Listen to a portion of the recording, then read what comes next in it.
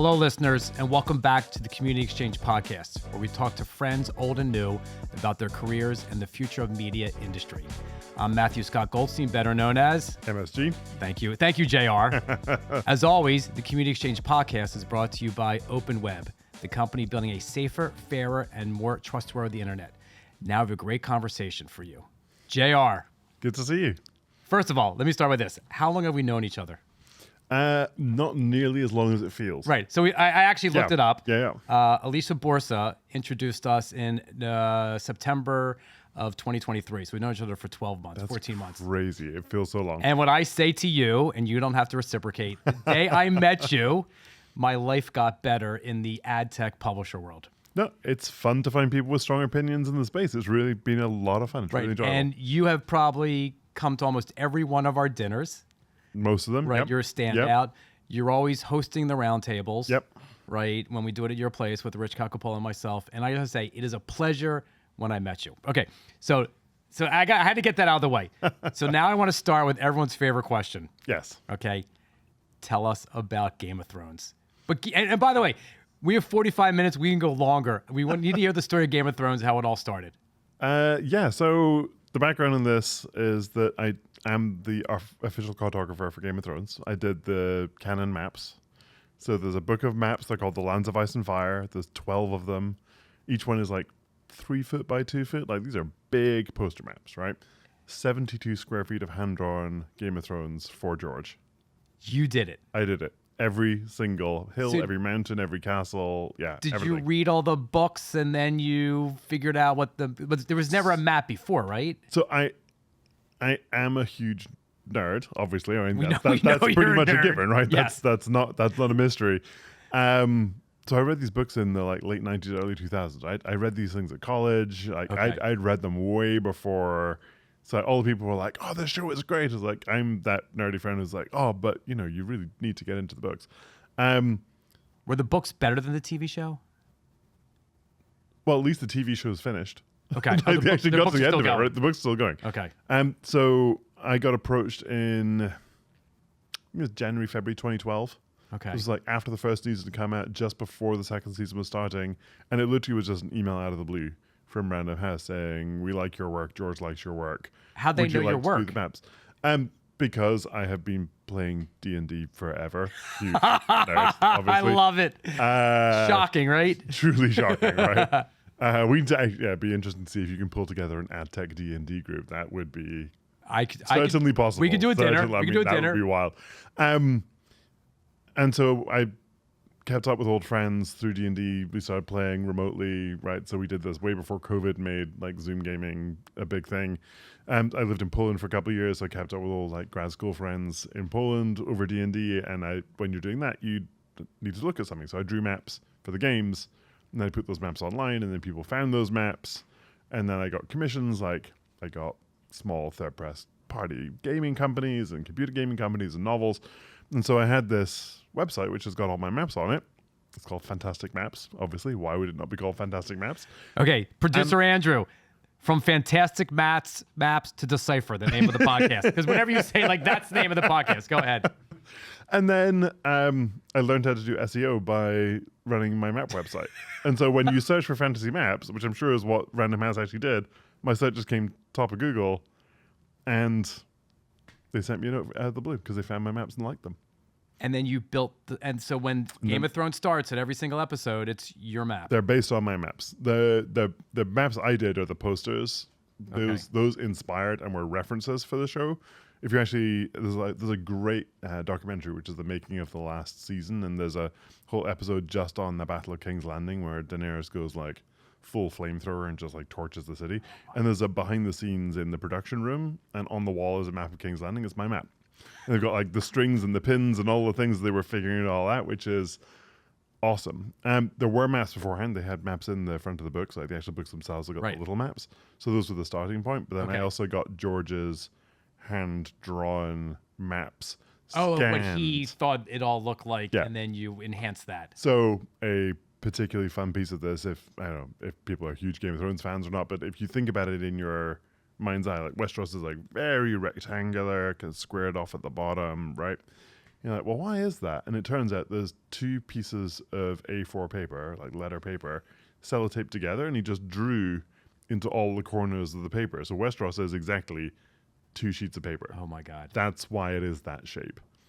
And so I got that, and I got the handwritten notes and the typed out background, like pages and pages and pages and pages of background on the world, and then took it from there and built out the world from there. Okay, and then this got you a green card or something? I got you something to get. I want to go. How'd you get from here to getting to the right? Because you grew up in where? I grew up in the middle of nowhere in Scotland. Okay. Grew up in an old farmhouse outside a little like medieval town called Linlithgow. View out of the Highlands, the middle of a. So how the hell farm. did you get from there to drawing maps to starting your publisher ad tech career in New York? Like, give us that connection. Yeah, it's a pretty wandering route, right? So I started off, obviously grew up in Scotland, went to university down in Oxford, went to grad school for theoretical physics in Southampton, and then I did my first research fellowship over at the University of Warsaw, jumping between Warsaw and CERN. I have Polish heritage. I told you I went to Poland. You went there last summer, yeah. I had the best time, and I can't wait to go back. It's such a great country. Remarkable, and Warsaw should be so much more popular, and everyone should go there. Yeah, everyone goes to Krakow, but everyone lives in Warsaw, so Warsaw's there's so much more going on in Warsaw. I can't wait to go back to Warsaw and spend like a summer there, and then go to all places in Europe from there. Yeah, because it's slap bang in the middle of Europe. Yeah, like you can literally just go every direction. Food's to remarkable. something. The people were nice, and it was so relatively inexpensive. Yes. So yeah, no, we moved there for a couple of years on a Marie Curie research fellowship, and then because you're an academic, you move around the world every time. This is you and your and my wife, yeah, Kate. Okay. Who I'm going to meet one day, right? You will, definitely. I'm going to meet her on December 7th for my birthday party, right? That I already apologize. I'm not going to be able to Okay, but if I invite you to one next year, I think it's December 8th. I'm going to send you an invite now. You will be there with your lovely wife. So your birthday changes every year. This is good to know. Well, no, it always falls on the Saturday. That was good. No one has ever said that before. But one day, then it goes back to like December 1st or 2nd. So that'd be the Saturday. It's always a Saturday after Thanksgiving. Got it. Depends when Thanksgiving Got falls. it. So your birthday is like Thanksgiving. It's like the December first 5th. Saturday in Yeah, December. and by the way, we're recording this on November 20th. Yes. And we're already talking about my birthday. Okay, go ahead. So we lived in Poland for a couple of years, and then I got a research position in New York. My wife had always commuted back and forth from the States because she's a writer, so she spent a lot of time in the States. So when there was an opportunity to take a job in New York, we jumped at it. So I was at NYU for 2 research fellowships back to back. So I was there for 5 years. That gave us visas, right? Because you get a research visa. But that means that basically if you leave your job, you have to leave the country. The visa system is, I think this is true for all countries. Like we're not going to that conversation, especially what's happening in today's world, but yes. And I got a green card as part of my research career. Okay. Right? So it's like you do a lot of research and they're like, oh, maybe you should stay around for a bit. You're a good one to keep here, yes. But, you don't just hand out green cards, you have to pay for them. So it turned out that the amount of money I got paid work for hire for Game of Thrones, which I did whilst I was a research scientist. So exactly paid for the green cards. So that could be another title of the episode. I know, Italian. There's a lot of titles we have here. You have, I think it is certainly true that nobody's kind of immigration path is easy or straightforward. Okay, so Game of Thrones, green card, you're here, NYU 5 years. How the hell did you make the move initially into this crazy world we're in? Yeah, so I think it's not obvious that you end up with a physicist in a media business, correct? Right? There's a couple. It's actually not as rare. There's a couple other ones out there, right? Yeah. So Chris Wiggins at the Times is a tenured math professor at Columbia as well, right? And applied math is physics. Right. You won't like me saying Andrew Kraft, right? Andrew Kraft has a physics background. Haile Owusu, who was at Warner Media for a long time. Dan Jay, do you know him? I don't know Dan. Dan Jay was a rocket scientist, I believe. Yeah. The Kelleher's, who were the kind of founding data scientists running BuzzFeed's data science. Okay. String theory backgrounds. So maybe we need a dinner for the data scientists. There's a few, yeah. As opposed to D&D world. And there's also an overlap, obviously, into the media company because there's a lot of physicists at the Googles, the Metas, those kind of places, right? Because all the algorithms that go there obviously heavily overlap. So no, I got to the point, I'd been doing research physics for 10 years, made a lot of predictions, realized those might not get tested in my lifetime. And as I said, right, when you're at that point, if you don't have tenure, then you move jobs every 2 to 3 years, right? They're short-term positions, which means that you generally move city, country, or continent every 3 years. Like, it is really rough. That's tough. Right? It's fun, right? When you want to just kick around the when you're world young, and move yeah. to different places, it's a ton of fun. But you get to this point where like, so to do this, we have to leave New York. And my wife and I really like New York. So it was leave physics or leave New York. And so, and again. Okay, so then you're like, okay, I'm staying in New York. Staying in New York. So then you started I'm going to be a consulting data scientist. I didn't know if that was a thing you could be. Sounds good. I went to a couple of hackathons. Okay. Right? Because like I can code a bit, right? So let's meet people outside. When you're in academia, you don't know anybody who's not in academia. Like it's a very specific bubble. Okay, so I'm waiting for this. So okay. Yeah, so I went to the NASA hackathon. So NASA runs a hackathon every year. It's a global hackathon and New York. Oh, NASA. Yeah. Okay. NASA. So I was like NASA. NASA. Yeah. So it's like I don't know anything about hackathons. I don't really know anything about coding, but I do know a thing or two about space. Okay. So at least I can like be a subject matter expert and like come into this thing. And so I went and joined a team, as you do with these things, and helped them build out a whole product over the course of a weekend. And then I presented it, right? And like New York was the NASA main stage, and we won the New York version of the NASA hackathon. How many other people were on your team? There's like 7 or 8 of us. Do you still know them and talk to them? We keep in touch loosely, yeah. Okay, that's crazy. And then the guy who was running the NASA hackathon in New York, a guy called Mike Caprio, who was an engineer at about.com. There you go. 20 minutes in, we got the connection. And about.com, was that when it was owned by the New York Times? It had just been bought by IAC at the end of 2012. So the New York Times I met him in spring of it. 2013 after it had been sold to IAC. Okay. Yeah. The New York Times sold about.com to dealer to IAC. To IAC. For pennies? I mean, it was hundreds of millions. But it was relatively less than what New York Times initially paid, right? I think it was definitely less than what the New York Times paid for it. What had happened was obviously it had been about.com was wildly profitable for a very long time. Yeah. And so through that whole time when the New York Times was like having a rough time of it, right? Neglected? In the late 2000s, we're all like, we are still trying to figure out what a sustainable business model for publishing is, right? Everyone is doing that. But I think in the late 2000s, it was particularly ropey, right? Lots of people were trying to sort this out. We hadn't yet got to a model where people would pay for content, right, on the internet. But about.com would just like quietly make money. Yeah. Right. And so it. And what year is this about.com again? About.com launched in 1996. Yeah, but what year did you get there? I got there 2013. And 2013. The Times owned it from like. And what was your first job at about.com? I was a 2-day-a-week freelance hourly rate research scientist.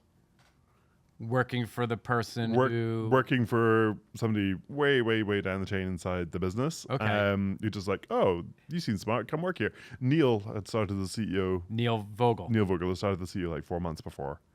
He had no idea who I was. So Neil was up here at the top and you were down here. Okay. And he was like, why the hell did we hire a dark matter physicist? What is going on?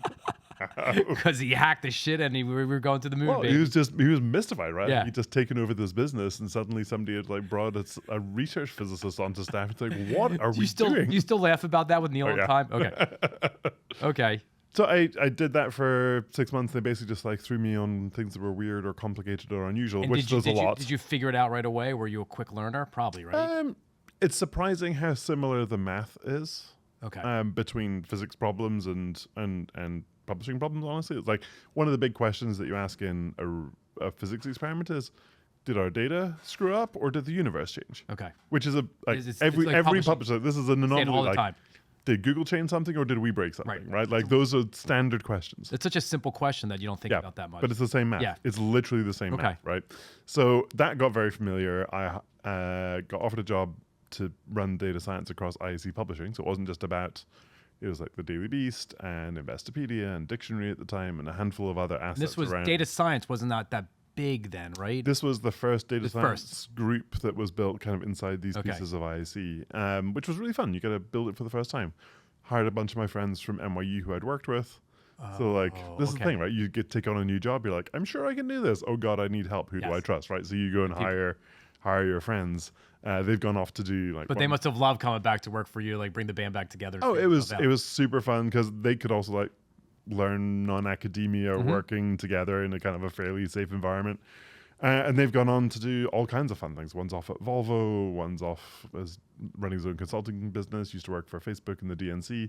Any regrets from the first job being like in ad tech publisher world? Like in a different world, you could have gone for the NASA, right? And you could have worked with someone who was in finance and you could have been writing derivatives for finance, for sure. I think there are these well-trodden paths out of physics, right? People go into finance, right? In particularly like high-frequency trading. People go into the security agencies. That is but if you're in New York, there's probably 3 or 4 companies or verticals that people go into, right? Publishing, media, finance. And I was brought up in a Quaker family who are very socialist. Like I think high-end finance gaming was probably never on the bingo card, however attractive that might have been financially.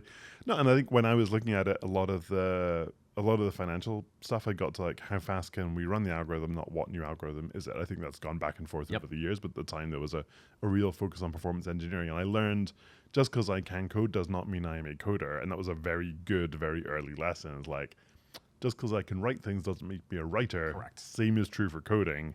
It's a good baseline skill, but it is not my discipline. Okay, so you're about.com. You are now running data science. Yep.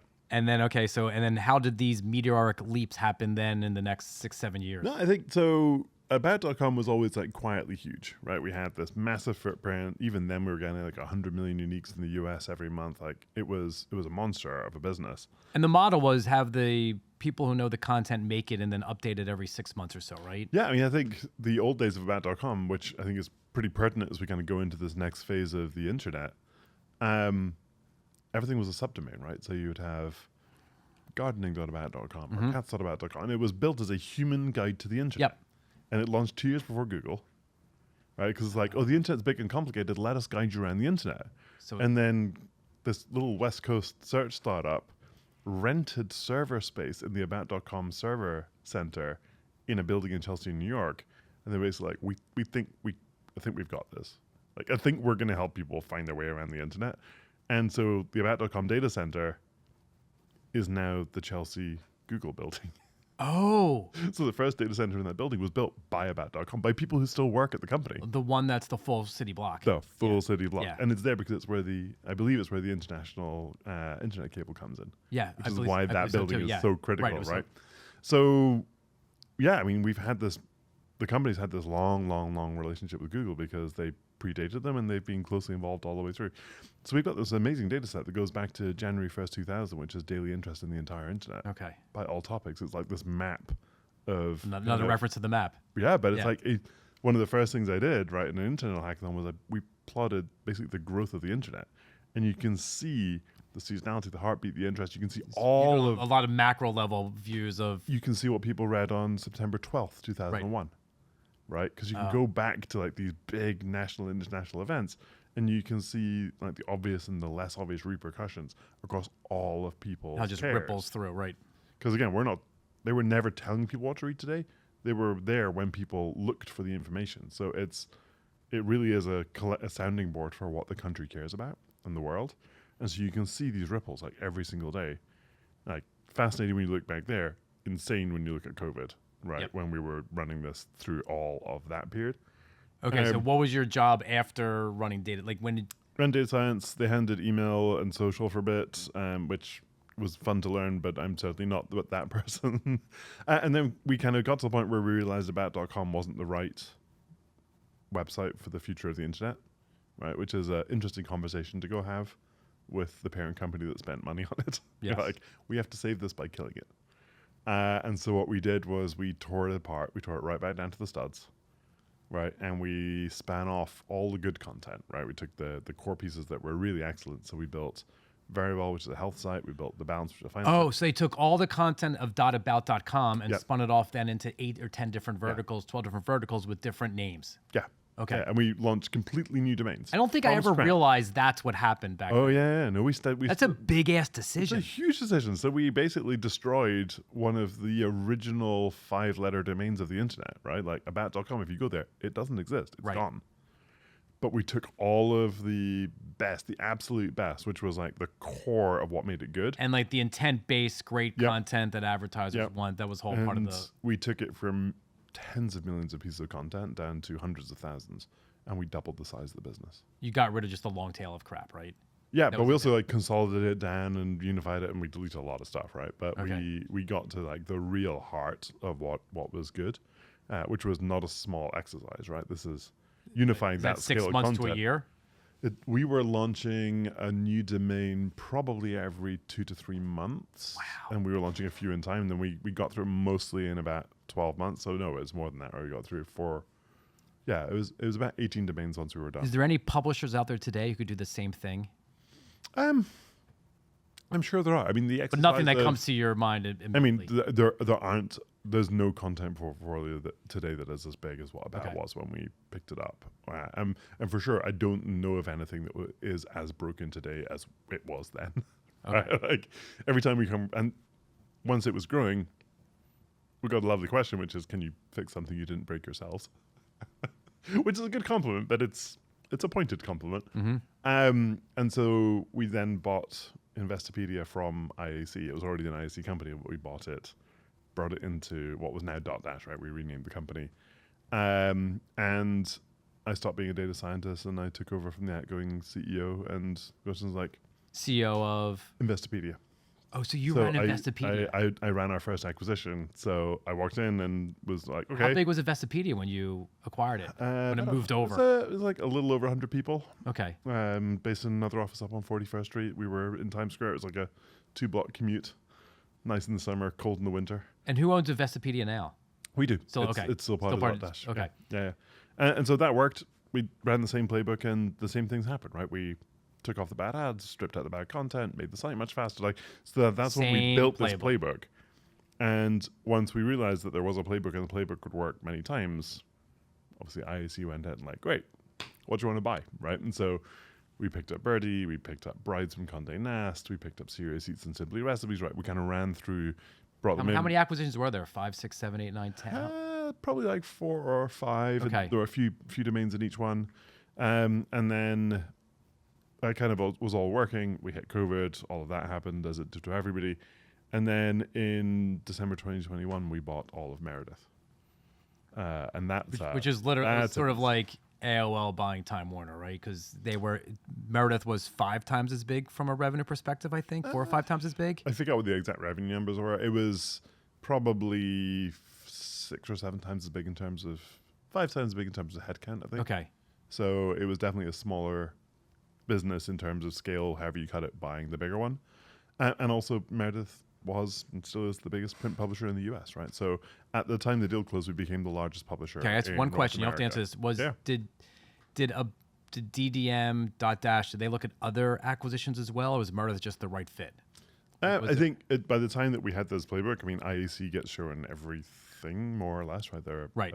a big M&A company. So I think we are always looking, right? Right, but like Condé was private and Hearst was private. There was Vox. There's a couple other ones were there anyone else out there like, oh, that would have been really good? I mean, I think we all have the list of like, wouldn't it be nice if, right? Okay. On the list. But as you say, like the actual ownership structure of a lot of publishers don't make this make sense.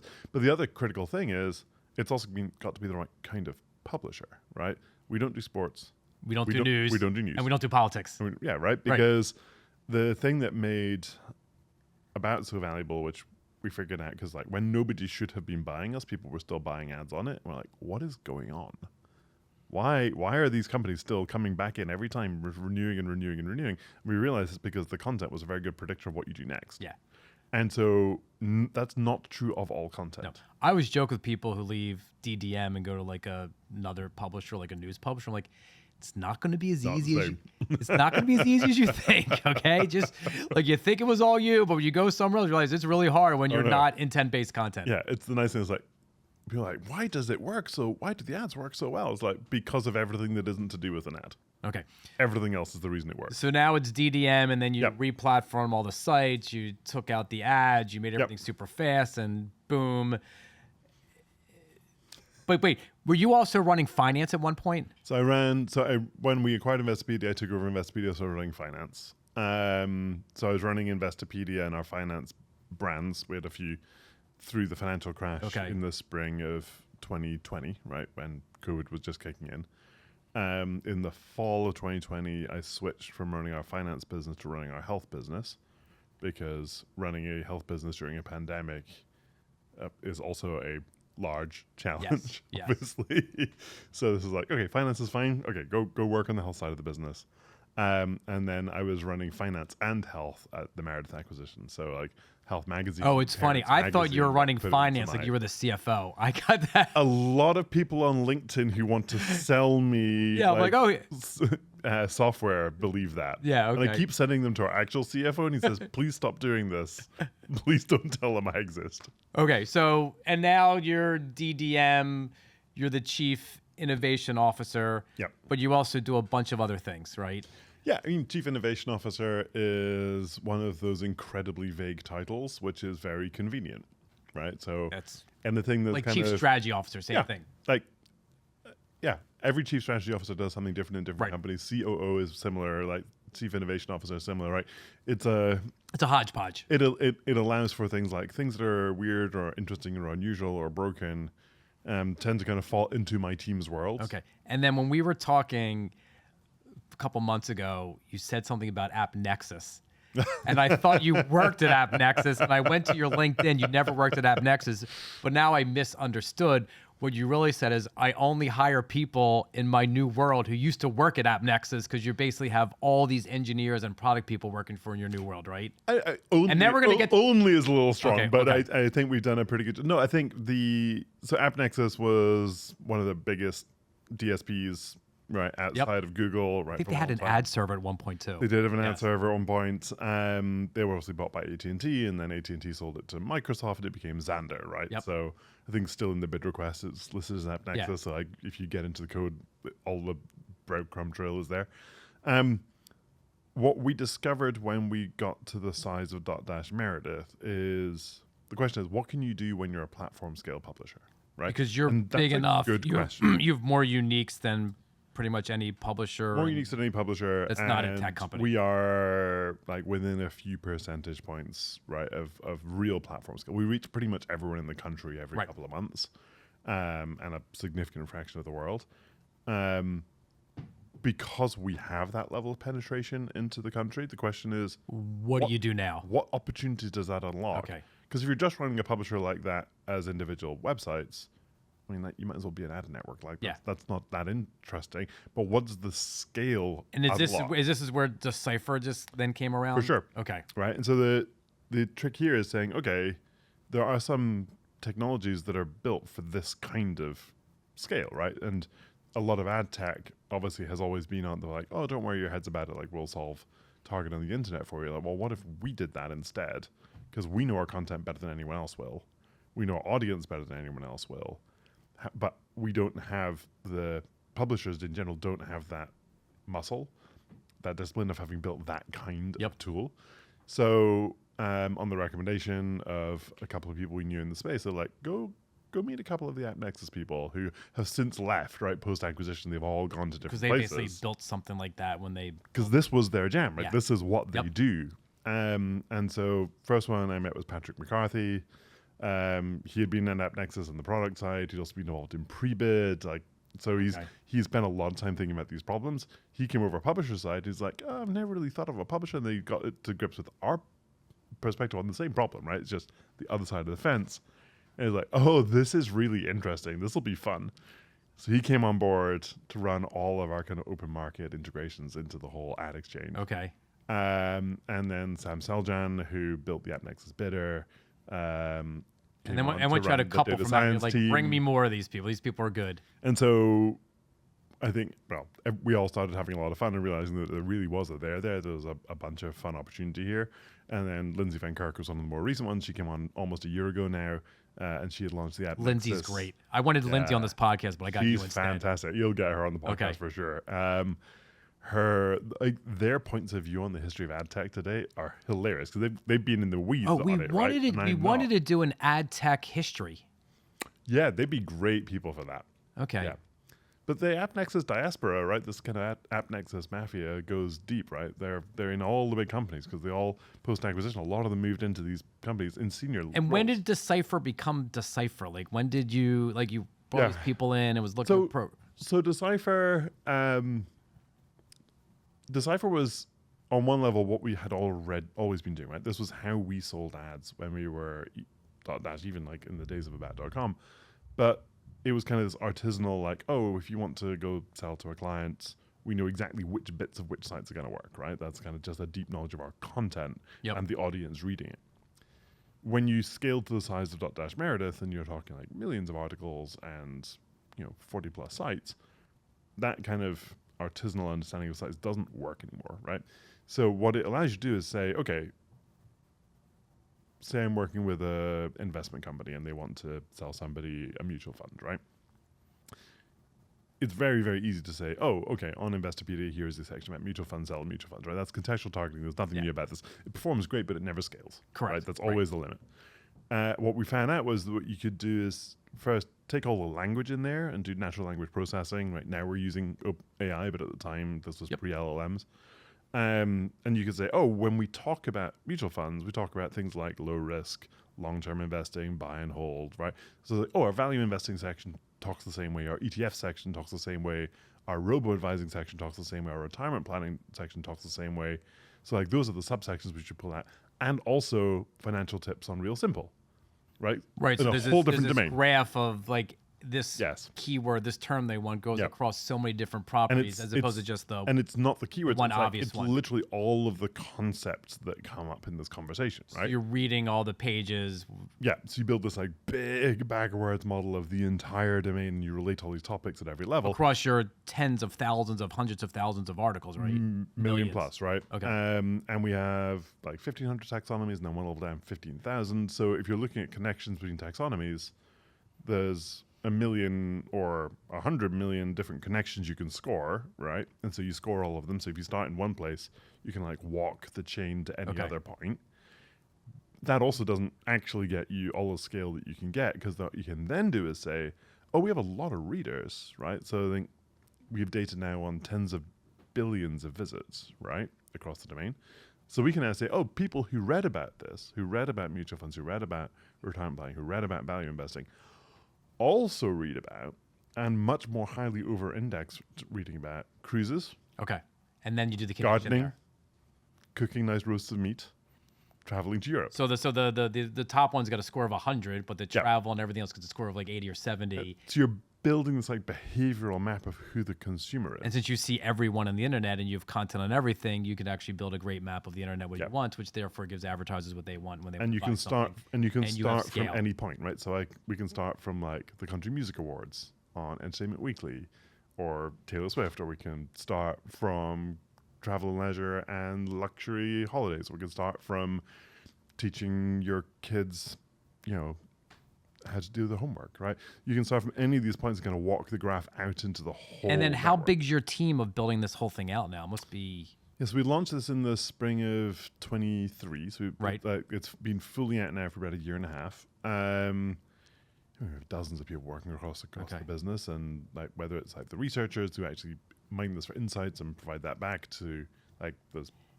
Is that like your favorite part of the job, when you get to dig and go deep and look at that map, right? There's a reference. Look at that map. You're like, okay, let's talk about this is when we like on a very real level, right? We have 25, 30 million people a day coming through the business who come to our site, right? And they're telling us every day what they care about, and so it's this like census of interest of the entire country.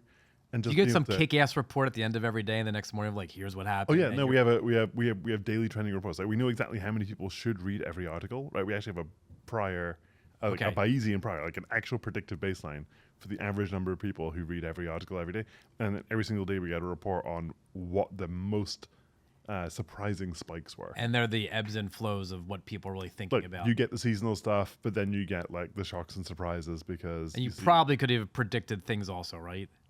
You can definitely predict things. You can certainly see new and emerging trends quickly, right? Right. I think COVID was a good one because because there was so much going on and so much changing. Some of them are obvious, right? So we saw like when the world ran out of toilet roll or panic bought toilet roll. I think it's called toilet paper. It's called toilet roll. And it's a biscuit, not a cookie. Okay. By the way. I'm not. But then the next day, everyone was interested in B-days. Like, how do I buy a B-day that I can stick on my toilet? Because everyone was concerned they were going to run out of toilet paper, and they couldn't buy any toilet paper, right? So B-days then sold out, right, the next day. That's kind of... And you knew about this as it was happening. Yeah, and it's like that's the kind of anger and denial phase. Yeah. And then the next phase, bargaining, right, is like, oh, let me make a sourdough starter because the world's run out of yeast, but I'm going to... So when COVID happened, you probably had more insight into what the world was thinking than almost anyone, except for probably Google. I mean, Google for sure can do Yeah. it, right? I think everyone with this kind of platform scale was able to see this. But because, again, we're not telling people what to care about, they're telling us what they care about, right? It's this very kind of collective... It's sort of like Google or Amazon. They're putting in search words. They're telling you. Yeah. And then because we can kind of wire this up, like, oh, because of this, it's also happening over there, right? And so we saw when it became very abnormal, and then you start to see the emergence of a new normal, right? So we saw the shift to the suburbs. We saw people suddenly getting worried about gas prices when they realized they might have to return to work. We saw people getting their first tick bite and believing it was Lyme's disease, like the first summer they were living around, countryside, right? So we saw these this is like 2 or 3 years into, right, the repercussions of the pandemic. You see, obviously, the impact of inflation and people trying to trade down in cost, right? That cost sensitivity across people's health and travel. Feels like there's a lot more you could do with all home. this content as well. Like there's DDM trending. Yeah. It's wild, right? So we keep a close eye on that internally. One of the challenges, obviously, is there's actually too much signal every day for people to wade through. So one of the really fun things about the AI tools is like, well, okay, a research is going to take a long time to wade through all of this to look for signals and trends and correlations. But you can just set an LLM loose on this and pull, because we've done the data cleaning already, right? One of the LLM AI problems is garbage in, garbage out. Like we've done the cleaning, we've got the baseline, we've got so much signal every day without the kind of distraction of noise. So now it's just like, okay, here's a report. Tell me what's interesting. Tell me what's surprising. Tell me what's new. It's great. Okay, I don't want to pull Joe Rogan and go 3 hours because we could. So I want to cut to a couple more topics before we wrap up. I knew this was going to be the longest one. It will be. Gen AI. Like, what are your initial thoughts? Where's it going? What do you think? How's it disturb publishing? How's it disturb the way people consume news and information? There's obviously a risk of any prediction because things are changing so fast and the world is very different. I love making predictions. It's great. So we're a big publisher. We move a lot of language around, right? That is the job of a publisher. So on one level, a large language model is built for what we do, right? Productivity. We'll never publish anything written by AI intentionally. We're very clear and committed to that, and we have been for a long time. We're going to stick to it. Just because things that come out of an LLM are the most likely next word, right? Yep. Which is also the average next word, right? And we long ago didn't aspire to writing average content. We want something that's has a point of view, has expertise. I think people are already, you can see it, right? You've got this like ear for when it sounds like an LLM, or if you look at an image that was produced by an LLM, right? There's this voice of AI, which is hard to shake. So we use it to help us produce. We're not ever going to use it as the final product. But there's a real opportunity with this that we find very exciting, which is either you can end up saying, here's kind of an average answer for everybody that's more convenient. That's not very exciting, but that is what a lot of it's doing. Like, you keep on saying the word average. Average is not good. I don't want average. No, but look, if you want to know like when is the Super Bowl, average is fine because average is right. Okay, but for right? other questions, you don't want average. There's a big difference between a fact that is and a commodity right. and content, which is interesting, engaging, thought-provoking, right? And I think it's very easy for people to loop up both of those things into one solution, right? It's like, that's fine, and any publisher who's still making money off when is Easter, right? That was never a query anybody should have made money on, BlackFriday.com, right? Yeah. But that's not how publishers, like good premium publishers, work, right? I think what the LLMs allow us to do is say, okay, we have for a very long time produced the best answer for everyone, which is also on some level not the best answer for anyone, right? If what the LLMs allow us to do, what Gen AI allows us to do is kind of break down our content, kind of rebuild it in interesting ways. We can give people access not just to the article you're reading at the moment, but to the entire corpus of knowledge. Like, nobody who comes in doesn't have a second question. So how we use this? Oh, it's one of my favorite all things just about dealing with perplexity is here's the first question and let me go deeper because you're right. I always want to know more. Yeah, and I think we can do a better job of what those next questions are because we've seen everyone doing it. We got tens of billions of people who didn't just do the first thing but did the next thing. So we have a massive training set of what people's next questions are. All these connections that we have from this data give us a very clear insight into what people will need to read or know next. Yeah, so the next, here's the initial question, then the next questions, and I love when they give you, here's 5 next questions. Yeah. Most of the 5 is like, oh yeah, I was thinking about number 3. Yeah. Like they're really good at the next question. Yeah, and that allows for personalization. It allows you to meet people where they are. It allows you to get much, much deeper into the challenge somebody's working on than just that first answer. And so that's a really fun opportunity. It is really complicated to do this well. It's easy to do it poorly. Well, it's really hard to do it. I believe most publishers don't have the resources and the knowledge and the people to actually do some of this on their own. They need a third party, one of the top AI companies out there to help them do that. Yeah. So we did our deal with OpenAI back in the spring of last year, right? Spring of this year. Obviously, it's in the press release. We cared a lot about licensing for the content that had been used to train GPT 3.5 and 4, right? So that's all included. We care a lot about attribution because we do believe that every time people are getting information from an AI product, they actually want to know where it came from. They want to be able to click. And they want to know the source. Yeah. Right? Everyone who says, oh, people get the answer, they'll never go deeper. Like, you've never looked at how people use content, right? People always click. Unless I ask about the Super Bowl. Exactly. Right. And those are commodity questions that nobody needs to then I right. But the interesting questions, people want to go down rabbit holes. They want to see the source. They want to understand who wrote it. It's curiosity. Yeah, and they want to know who is the person that wrote it and why are they an expert. Like, we spent years we have medical fact checkers on our medical content. We have financial reviewers on our financial content. Like, people want to know why they should trust it. Right. And that's a problem that I think a lot of AI products at the moment that are coming to market have missed the importance of that trust. And every time Google tells somebody to eat 1 rock a day, like, reinforces the reason it's really important to know where your information came from. And then we're deeply partnered with OpenAI. Like, they're in our Slack channels with us. We have regular meetings. Like, we are. Well, you also have regular meetings with all engineers. Like, I remember you told me, I had a meeting with like 20 Chrome engineers. I'm like, oh yeah, JR could pull that off. Most other people couldn't. This is the benefit of being a big publisher, right? Yeah. The platform level scale also gets you a seat at a lot of tables. Like data scientist to data scientist engineer, like, it's a better conversation it's going to have versus someone who does sales, right? Yeah, like you can talk their language. Well, we're also able to say, here's how we see your industry from the other side with a different view of the data, right? When we're talking to the ad tech companies, we can literally see how the exchanges are buying our inventory in a way that they can't, because they can only see their auction. We see all the auctions and how they compete. So we can come in with this kind of God's eye view of all the auctions and say, you know what, actually, this isn't efficient. You're not buying the market the right way. There's a huge opportunity, right? Which is partly why we're excited about the move away from cookies, why content's so powerful, because you can actually buy an underbought part of the market that the SSPs kind of know is there, but haven't really necessarily prioritized. Some are, some aren't. How to actually push demand into these parts of the market. Okay, so as we wrap up, because I knew we could go on forever, but I can't because it's okay. I have a couple more questions, and I think I know the answer. I'm gonna ask anyway. What are your favorite hobbies? Oh, I paint. Get the hell out of here! Besides painting maps, what else do you paint? What kind of paint is it? Oil painting. Okay. Which scared the hell out of me because Do you go to a studio? Where do you do this? I only did digital art when I was doing maps, because you have to be able to edit them and all the rest. But so oil paint scared me because it seemed very physical and very permanent. So my wife got frustrated, like, I'm buying you classes. Started them in January 2020. Obviously went online during COVID. So every Saturday morning I paint online with the same art teacher. Are you good? Are you getting good? The goal is not to be good. The goal is to have an exercise, right? I don't go in with a decision about what I'm going to paint. The whole goal of this is, like, I get told what we're painting.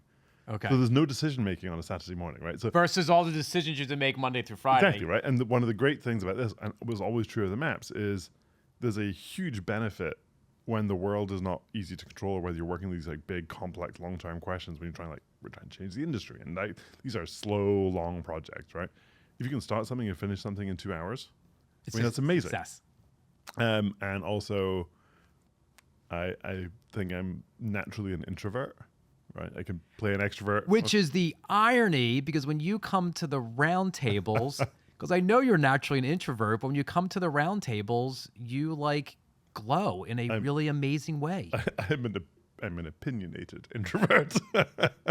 Right, but it's like, I know it's just so nice to see it come. Yeah. It comes out in a very genuine, nice way. No, but it does mean that Saturday mornings are like, it's been a week of exhausting. Okay, I just so it's need like to Saturday mornings decompress. like quiet, meditative painting for a couple Okay, I hours. got 2 more questions. Where do you see yourself in 5 years?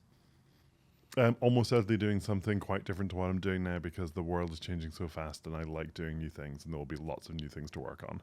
Probably still in the range of media, though. I mean, the work of working with and seeing an audience at a national scale and international scale and figuring out how to help people. I think so much of the next 5 years is going to be about how we will access information, inspiration, insights, media, right? There's an opportunity to actually shape how that happens. I think a lot of publishers are nervous about the next 5 years because it feels like it will happen to them. We have had a long commitment to not letting things happen to us. We should happen to things. So the next 5 years is like, okay, which things do we need to happen to and where? And that's a fun question. And then where do you see the overall industry in 5 years, whether it's the publisher industry, the ad tech industry, Google, Facebook, Amazon, anything interesting out there you see happening? I think there are more, and that's right, we talk about it at dinners regularly. There's more changing faster now than it's sort of like Moore's law decades, in some way, right? Like it keeps on getting... It keeps on getting faster. Right.